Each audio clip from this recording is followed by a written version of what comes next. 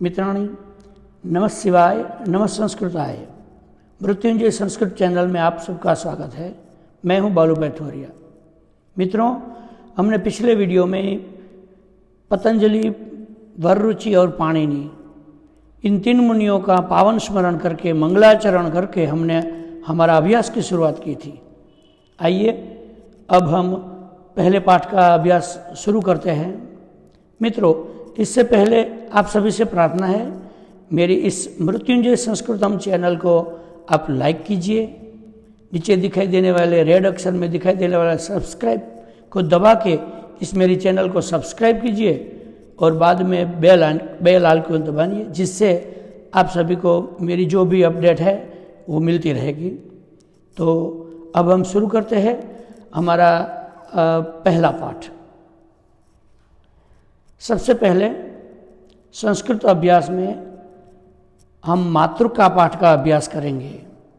मित्रों, ज़्यादातर लोगों को ये मातृका पाठ इस शब्द नया है, लेकिन जिसको हम हमारी प्रादेशिक भाषा में, हिंदी भाषा में वर्णमाला कहते हैं, वही का मतलब होता है मातृका पाठ।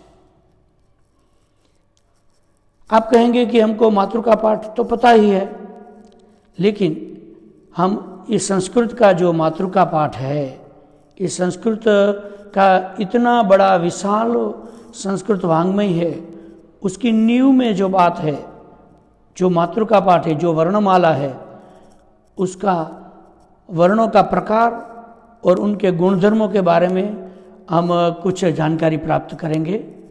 तो अब देखिए, ये मातृका पाठ, संस्कृत का मातृका पाठ क्या है। देखिए, अब आपके सामने यहाँ पर जो स्लाइड दिखाई रही है, उसमें ये मातृका पाठ लिखा है। सबसे पहले मैं ये मातृका पाठ करता हूँ, आप गौर से सुनिए। मातृका पाठ अ आ ई उ रु रू लृ ऐ ओ एते स्वराः कख ग ग अं चच्छ ज ज़ ञ ठठ ड ढ ण तथ द ध न पफ ब भ म एते स्पर्शाः य र ल व एते अन्तस्थाः श श स ह एते ऊष्माणः। फिर से एक बार, अ आ ई उ रु रू लृ ऐ ओ एते स्वराः कख ग ग अं चच्छ ज ज़ ञ ठठ ड ढ ण तथ द ध न पफ ब भ म एते स्पर्शाः य र ल व एते अन्तस्थाः श श स ह एते ऊष्माणः। देखिए मित्रों, ये मातृका पाठ में जो वर्ण दिए गए हैं, उसका यहाँ पर आपको चार प्रकार दिखाई देंगे। स्वराः, स्पर्शाः, अंतस्थाः और ऊष्माणः। आइए, ये चार जो भेद है संस्कृत का, उसके बारे में हम कुछ जानते हैं। स्वर भेदाः, स्वर का भेद। तो यहाँ पर हमने जो मातृका पाठ में 13 स्वर हमने देखे, अ आ ई उ रु रू लृ ऐ ओ, ये 13 स्वर का हम यहाँ पर चार भेद करते हैं। पहला भेद है ह्रस्व, दूसरा दीर्घ, तीसरा है गुण और चौथा वृद्धि। देखते हैं ह्रस्व क्या है।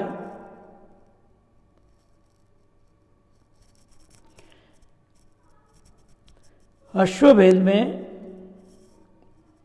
आते हैं अ,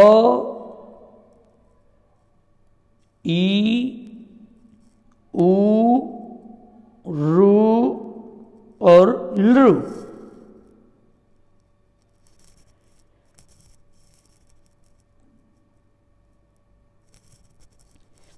जो स्वर का उच्चारण एक मात्रा जितने समय में हो सकता है उसको हम ह्रस्व स्वर कहते हैं। अब प्रश्न होगा कि एक मात्रा का समय माने कितना समय, तो इसके बारे में बहुत मूर्धन्य पंडितों ने कुछ बातें दिखाई है, लेकिन उसको हम अपने हिसाब से अगर समझे तो जैसे हमारा ये आँख का एक पलकारा होता है, इतने समय में हमारी आँख जितने समय में एक बार झपकती है उतने ही समय को एक मात्रा जैसा समय कहा जाता है। तो एक मात्रा जैसा जितने समय में जो स्वर का उच्चारण होता है उसको कहेंगे ह्रस्व स्वर, ह्रस्व। अब आया दीर्घ, तो दीर्घ में आएगा आ, ई, उ, रू। ये 4 दीर्घ स्वर है। जैसे हमने जाना कि ह्रस्व स्वर का उच्चारण काल एक मात्रा जितना समय होता है, अगर ये उच्चारण 2 गुना हो गया, 2 मात्रा जितना काल में, अगर यही स्वरों का उच्चारण हम 2 मात्रा जितने काल में करेंगे तो वो उसका बन जाएगा दीर्घ, दीर्घ स्वर बन जाएगा। और आप यहां पर यह भी देख सकते हैं मित्रों कि ह्रस्व स्वर 5 है, 5 ह्रस्व स्वर है और दीर्घ स्वर 4 है। तो आप ही स्लाइड देखकर बताइए कि कौन सा ह्रस्व स्वर है जिसका दीर्घ नहीं है। वो है लृ, लृ, इसका दीर्घ नहीं पाया जाएगा। तो कुल 5 ह्रस्व स्वर और 4 दीर्घ स्वर। दीर्घ माने 2 मात्रा जितने काल में जो स्वर का उच्चारण होता है उसको हम दीर्घ स्वर कहेंगे। और स्वर क्या है, तो स्वर की व्याख्या करते हुए हमारे संस्कृत के मुनियों ने बताया है कि स्वयं राजते इति स्वराः, स्वयं राजन्ते,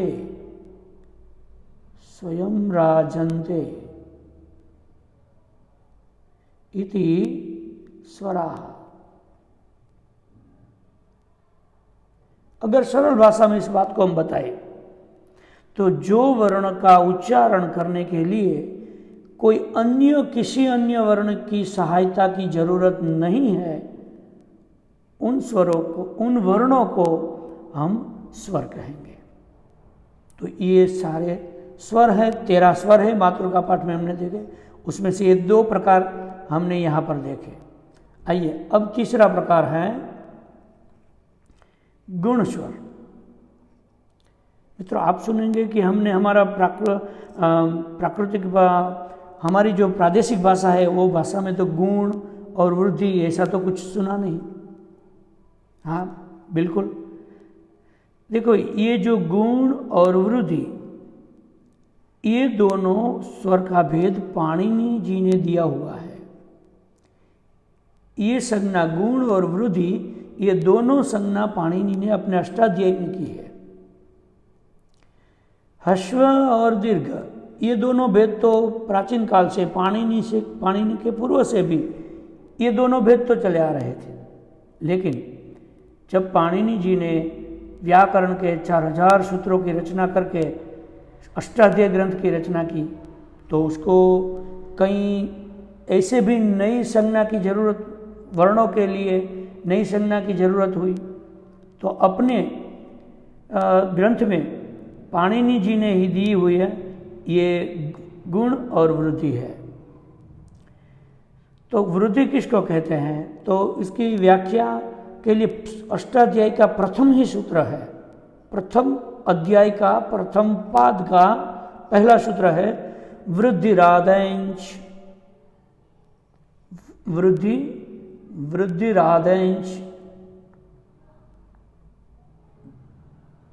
वृद्धिरादेंच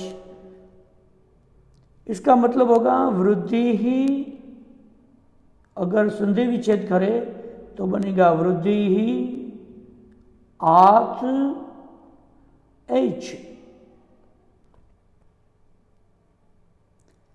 अगर इसको सरल रूप से अगर हम समझे तो वृद्धि संज्ञा होगी आ की, ए की और औ की, ये तीनों की वृद्धि संज्ञा होती है। जैसे कि यहाँ पर हमने जाना कि वृद्ध आ दीर्घ भी है, हाँ आ दो मात्रा जितने काल में बोले जाते हैं तो इसको दीर्घ भी कहेंगे।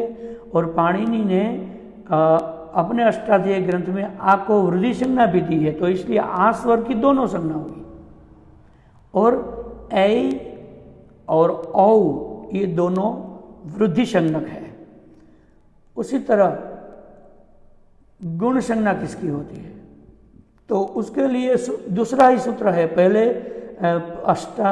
अष्टाध्यायी के पहले अध्याय का प्रथम पाद का दूसरा सूत्र है अदैन गुण। अदैन गुण सरल अर्थ करेंगे तो अ, ए और ओ ये तीनों वर्णों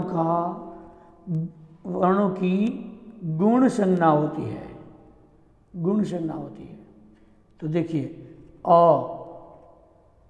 ह्रस्व भी है और उसकी दूसरी संज्ञा हुई गुण भी हुई, बाद में ए और ओ, तो ये हुआ स्वर का भेद। फिर से एक बार मातृका पाठ में 13 स्वर है, अ आ ई उ रु लृ ए ऐ ओ औ एते स्वराः। एक बात और ध्यान से सुनिए कि यहाँ पर ह्रस्व 5 है और दीर्घ 4 है, तो जो लृ स्वर है उसका दीर्घ नहीं है, ये भी हम जानते हैं। और गुण स्वर में ए और ओ और साथ में अ को भी ले लो, तो ये तीनों वर्णों की संज्ञा हुई गुण। और वृद्धि संज्ञक स्वर है ऐ औ और उसके साथ में आ भी ले लो, तो ये तीनों स्वर आ ऐ औ ये तीनों की वृद्धि संज्ञा हुई। मित्रों, यहाँ पर हमने मातृका पाठ में स्वर के भेद देखे, जैसे कि 13 स्वर में का 4 भेद होता है। ह्रस्व स्वर अ ई उ रु लृ, ये 5 ह्रस्व स्वर है, उसको मूल स्वर भी कहा जाता है। और ये स्वर का उच्चारण का काल है एक मात्रा जितना समय। अगर दुगुना हो जाए तो वो स्वर हो जाएगा दीर्घ, और 4 दीर्घ स्वर आ ई उ और रु। और पाणिनि ने दी गई जो स्वर का भेद है, बताया गया जो स्वर का भेद है, उसमें और 2 भेद और है, वो है गुण। तो गुण स्वर में बनता है अ ए और ओ, ये तीनों गुण स्वर हैं। और वृद्धि जो चौथा भेद है उसमें आएंगे आ ऐ और ओ। मित्रों, बस आज यहाँ पर इतना ही। मातृका पाठ में आगे व्यंजनों के भेद में बारे में हम अगले वीडियो में देखेंगे। तब तक आप ये जो मातृका पाठ है उसका गहराई से चिंतन कीजिए, कंठस्थ कीजिए। और स्वर का जो भेद है, वो स्वर का जो 4 भेद है उसको आप हृदयस्थ करके आगे के हमारा जो व्यंजन के भेद का हम पाठ करेंगे। तब तक आप हमारे साथ बने रहें। नमः शिवाय, नमः संस्कृताय।